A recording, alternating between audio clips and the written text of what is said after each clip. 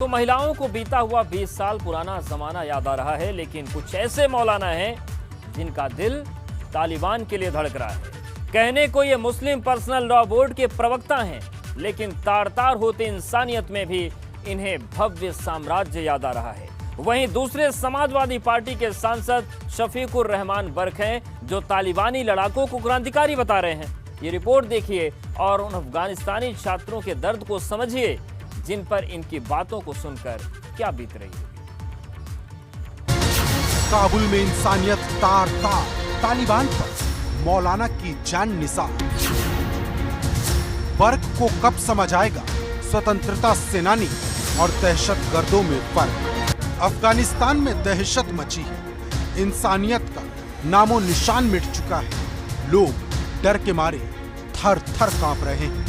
महिलाओं को बीता हुआ 20 साल पुराना जमाना याद आ रहा है, लेकिन कुछ मौलाना ऐसे हैं जिनका दिल तालिबान के लिए धड़कता है।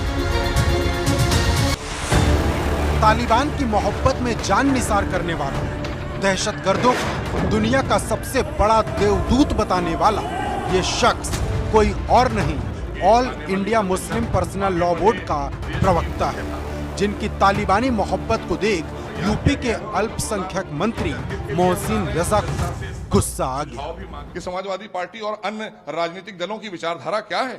हम अखंड भारत की विचारधारा रखते हैं, ये आतंकी विचारधारा के साथ जाना चाहते हैं, तो हम इन्हें आतंक तो नहीं फैलाने देंगे ना, इन पर कार्रवाई करेंगे। आदरणीय योगी सरकार जहां उत्तर प्रदेश में आदरणीय योगी जी के नेतृत्व की सरकार आज एटीएस का गठन कर रही है। क्यों कर रही है?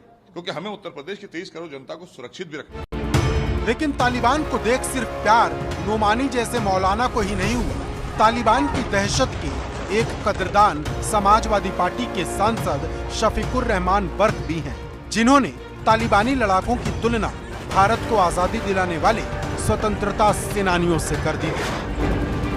हमारा देश जब अंग्रेजों के कब्जे में तो सारा हिंदुस्तान आज़ादी के लिए लड़ रहा था। अब वहाँ का भी अब अमेरिका ने कब्जा कर रखा, पहले रशिया में था, जगह जगह उनका भी कब्जा, वो भी आज़ाद रहना चाहते, अपने देश को आज़ाद कराना चाहते। लेकिन जब देशद्रोह का केस दर्ज हुआ तो बर्क को अपनी गलती का एहसास हुआ, लेकिन तब तक पानी सिर के ऊपर जा चुका था। मैंने ऐसा कोई बयान नहीं दिया है, बिल्कुल गलत है। जो मैंने कहा था ये अल्फाज कहे थे, जब मुझसे उन्होंने सवाल किया, मैंने कहा मुझसे क्या ताल्लुक वहाँ के उस मुल्क से या तालिबान से, मुझसे क्या ताल्लुक। मैं इस सिलसिले में कोई कुछ बात नहीं कह सकता, बल्कि मेरे मुल्क की जो पॉलिसी होगी अपने मुल्क के साथ में, बस ये बयान दिया मैंने। तो इसमें मैंने क्या जुर्म कर दिया? मैंने तो मना कर दिया उसे।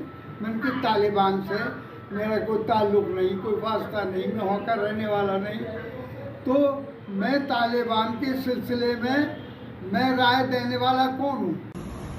संभल से समाजवादी पार्टी के सांसद शफीकुर रहमान बर्क ने अफगानिस्तान के कातिल तालिबानियों की तुलना भारत के स्वतंत्रता संग्राम सेनानियों से। यह वही शफीकुर रहमान बर्क है जिसने पार्लियामेंट में वंदे मातरम गीत के समय वॉकआउट करके भारत माता का अपमान किया।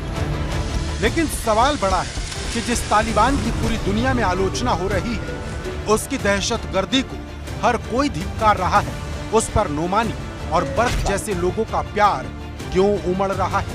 वो भी तब जब भारत में रह रहे अफगानिस्तानी वहाँ की एक एक तस्वीर को देख कांप रहे हैं।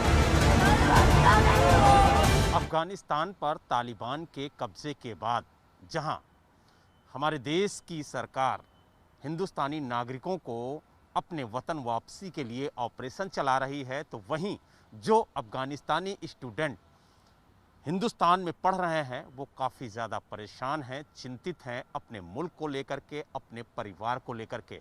इस वक्त हमारे साथ जो अफगानिस्तानी स्टूडेंट हैं वो मौजूद हैं।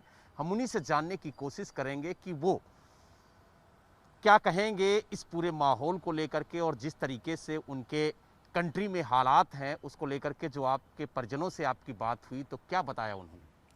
So unfortunately nowadays the situation in my country is not going well.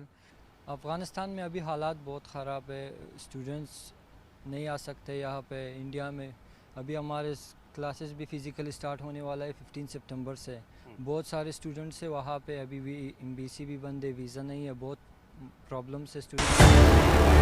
सोचिए कितना डर है इन छात्रों में, और सोचिए जिस तालिबान के आने भर से वहाँ लोग दहशत में हैं, अगर फिर भी कोई तालिबान को देवदूत कहे तो सवाल क्यों नहीं उठेंगे। Bureau report, ABP Ganga.